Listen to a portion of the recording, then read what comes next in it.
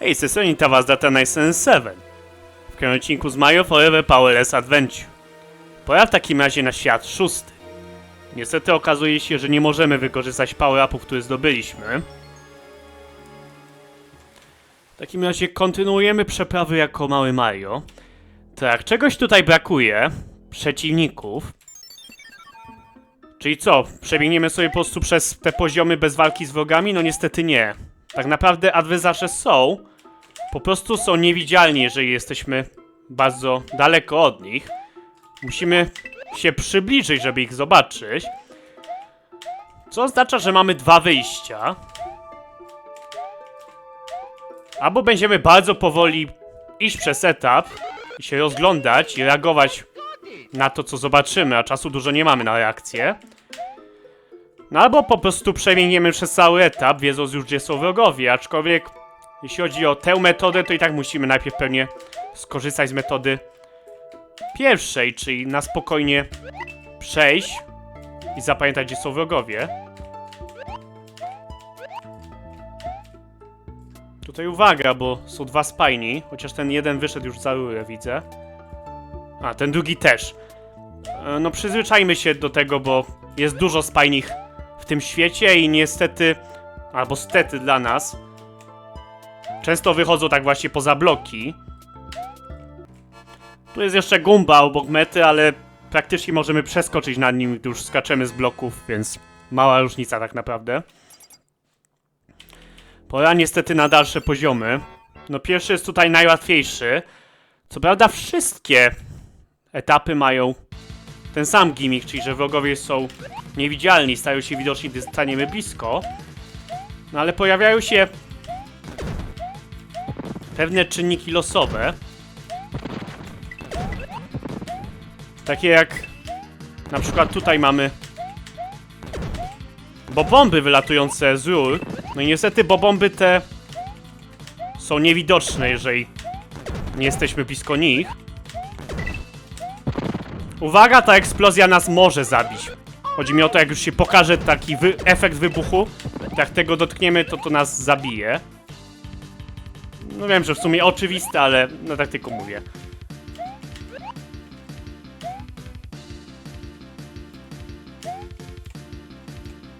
Dobra, tutaj trzeba będzie przebiec. Tu od razu przeskoczyć nad Gumbą, uwaga na niego. Wiele razy się na nim zabiłem, bo zapomniałem o nim. No i tu jest najgorszy moment w całym poziomie. Ani słowa.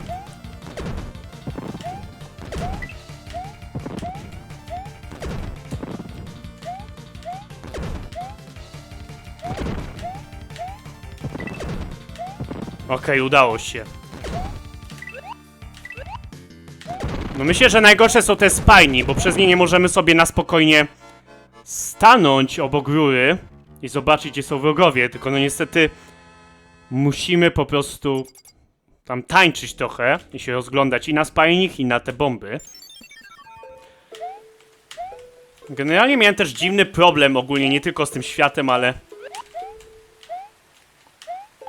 z Mario Forever Powerless Adventure. Z jakiegoś powodu przestał mi działać dźwięk. To po pierwsze, a po drugie też w momencie, gdy przeszedłem poziom, to gra od razu przechodziła dalej, bez liczenia punktów. No wydaje się to spoko, bo nie musimy czekać, ale problem w tym właśnie, że w ogóle nie miałem dźwięku. Niestety. No to w takim razie co? Wystarczy wejść w volume mixer, no i tam sobie ten dźwięk włączyć. Otóż nie, wchodziłem i tam w ogóle nie było żadnego dźwięku. Nieważne jakie urządzenie dźwięku wybrałem, nic nie było. Nie wiem dlaczego się tak stało, ale cała gra się po prostu popsuła i nie tylko Powerless Adventure, ale inne gry Quista. Wszystko co było zrobione przez Quista mi się w ten sposób popsuło. Inne Mario Forever działały jak trzeba. Nie mam pojęcia co wywołał ten błąd. Próbowałem naprawdę różnych rzeczy, ale jedyne co pomogło to reinstalacja systemu. No na szczęście przeinstalowanie systemu, ale z zachowaniem plików osobistych, tylko aplikację usunąłem, a aplikację to nie jest problem, bo to można pobrać znowu. Jeżeli ktoś zna odpowiedź, co to mogło być, to jestem bardzo ciekaw. Jak mówię, no już nie jest to problemem, no bo naprawiłem to, ale po prostu mnie to ciekawi. No i też jeżeli by mi się to kiedyś zdarzyło, to przynajmniej będę może wiedział, jak sobie z tym poradzić. Dobra, tutaj uwaga, bo nie tylko mamy Hammer, ale z tego co pamiętam był tutaj Spiny jeszcze. Nie widzę go, ale może po prostu go ominąłem już. Na szczęście pociski wrogów są widoczne. Gdyby nie były, to byłaby masakra, bo gdyby były widoczne, gdy są naprawdę blisko, ale to byłoby bezsensowne. Nie byłoby jak zareagować na coś takiego po prostu. Jakby taki pocisk, który leci tak szybko, był widoczny dopiero jak już jest tuż obok ciebie. Tutaj uwaga, bo meta już blisko, ale jeszcze jest jeden Spiny, który zlatuje z tego pojedynczego bloczku. No, na szczęście możemy przeczekać po prostu. W sumie jak tak skoczyłem bezpośrednio na ten blok, no to raczej omijałem tego Spiny'ego zawsze, ale polecam nie zbiegać na pewno z tej piramidy tak od razu. Tak czy inaczej, podoba mi się ten gimmick, że zamek się pokazuje, gdy już jesteśmy blisko niego i na mapie świata i w poziomie. Można by to w sumie rozszerzyć jeszcze, że adwersarze też na mapie świata przez chwilę są widoczni jak przechodzimy. To bym powiedział ciekawe. Chyba, że jest, ale nie zauważyłem. Tak czy inaczej, cóż. Chyba nas nie powinno zdziwić, że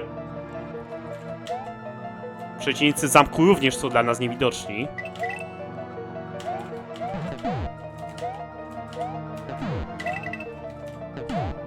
Tutaj uwaga, polecam przeczekać. O.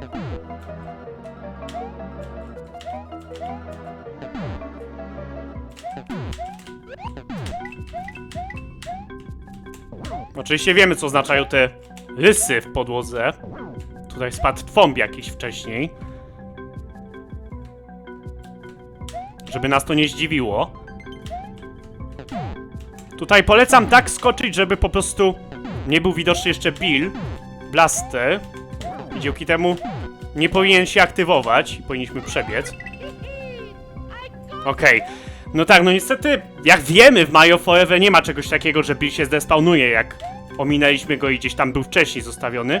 Tylko sobie po prostu przyleci nagle. No i tutaj uwaga, nie robić tego co ja. Czyli nie włączać tego drugiego Biblastera. Nie widzę Spiny'ego. Może muszę patrzeć w jego kierunku, ale podejrzewam, że po prostu wyszedł za mapę.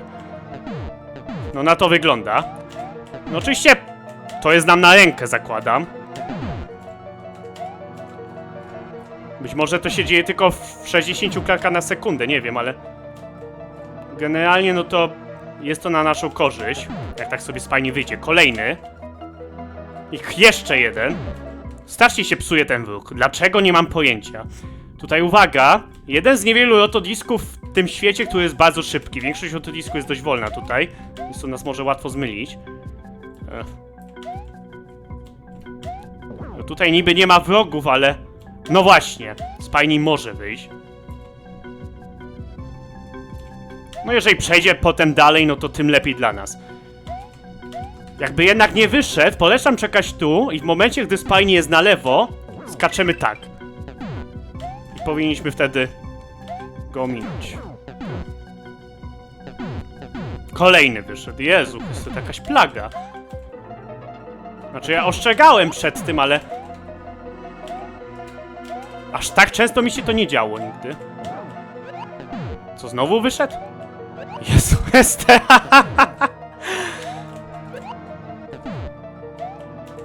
Wow. No tak trochę to trywializuje cały poziom. No bo to Spiny są jednym z głównych utrudnień, bym powiedział. Spiny i Bille. Chociaż trzeba uważać, bo być może ten Spiny, który sobie poszedł, gdzieś tu poszedł dalej i teraz sobie siedzi między którymiś blokami, gdzie normalnie go nie ma. Oby nie. Gumby też dołączają, widzę do tego procederu. Oj, oj, oj, uwaga! Jednak zmienił zdanie. Skurczybyk.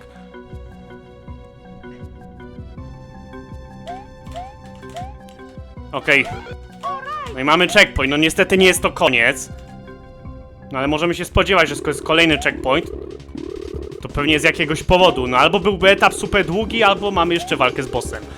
Avoidance mamy. Nie jestem fanem. Chodzi mi o to, że jest takie pomieszczenie i musisz unikać pocisków przylatujących z różnych stron. No jest to jeden z rodzajów rozgrywki I Wanna Be The Guy.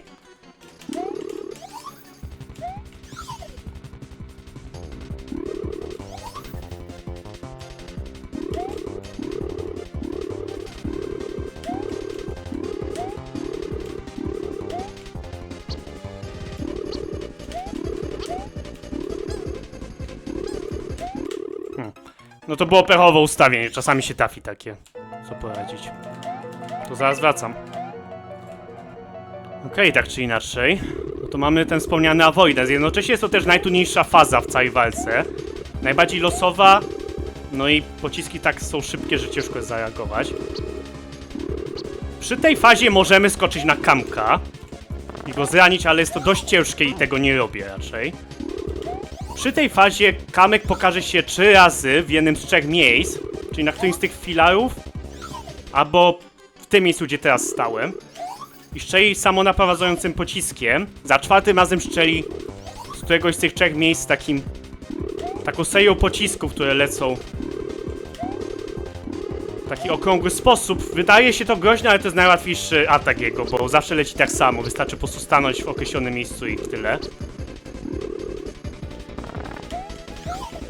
No i mam pecha, bo cały czas się pojawia w najgorszym miejscu. O.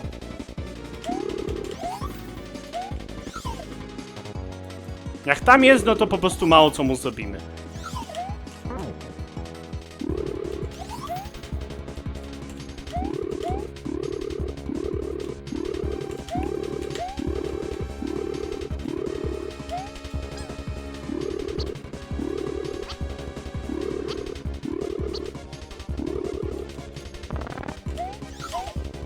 Dziełki, znowu tam. Znaczy się raz tam pokaż, co? O, dziełki. Że nie tam.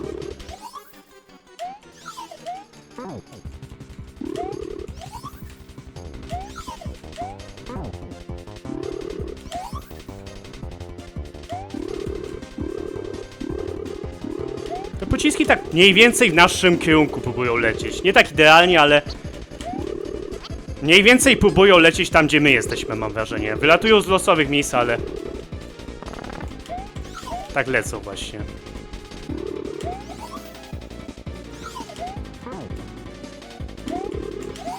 Czasami się go da zranić jeszcze, zanim się schowa, ale to bardzo ciężko jest to zrobić.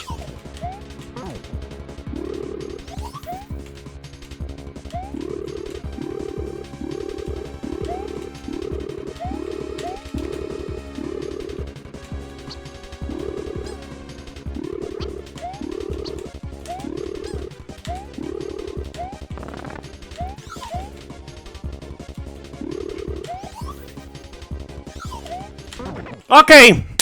Udało się. Świetnie. Nie jest to łatwa walka, ale na szczęście jest dużo łatwiejsza niż walka z Bowserem Juniorem, moim zdaniem. No bo Kamek nigdy nie chodzi na zasadzie. Po prostu się pojawia w jakimś miejscu i tyle. Więc na szczęście nie ma czegoś takiego, że się nagle przemieści i wpadniemy w niego od boku i umrzemy, tak jak z Bowserem Juniorem. No po prostu na niego skaczemy, no i tyle. Zadajemy mu obrażenia. Czy jest coś, o czym jeszcze nie powiedziałem, jeśli chodzi o tę walkę? No pierwsza faza, no to polecam raczej nie stać w jednym miejscu. Mam wrażenie, że wtedy dużo gorzej się unika. Tylko raczej się tak ruszać mniej więcej w różne strony. Pociski mogą wylecieć idealnie z dołu ekranu, więc właśnie też dlatego nie polecam stać po prostu na podłodze bez celu, bo jak pocisk wyleci stamtąd, to praktycznie od razu gniemy. Druga faza to jeżeli linia, jakby to powiedzieć, że jeżeli Kamek jest tak na linii pionowej z nami, to wtedy w tym momencie tworzy te loga PlayStation. Więc to możemy wykorzystać, żeby wiedzieć, kiedy się pokażą te loga, a kiedy nie. Tak jak mówiłem, można na niego skoczyć i go zranić, kiedy lata w tej fazie, ale jest to bardzo trudne. No i musi być też nisko dość. No ja wolę nie ryzykować, łatwo jest przy tym oberwać. No i mówię, trzecia faza, no to 3 razy się teleportuje w jedno z 3 miejsc i strzeli samonaprowadzającym pociskiem. No i czwarta faza, no to praktycznie zapamiętać, jak lecą te jego pociski I wystarczy stanąć w dobrym miejscu i nigdy nas wtedy nie zrani. To jest najłatwiejsza faza zdecydowanie. Okej.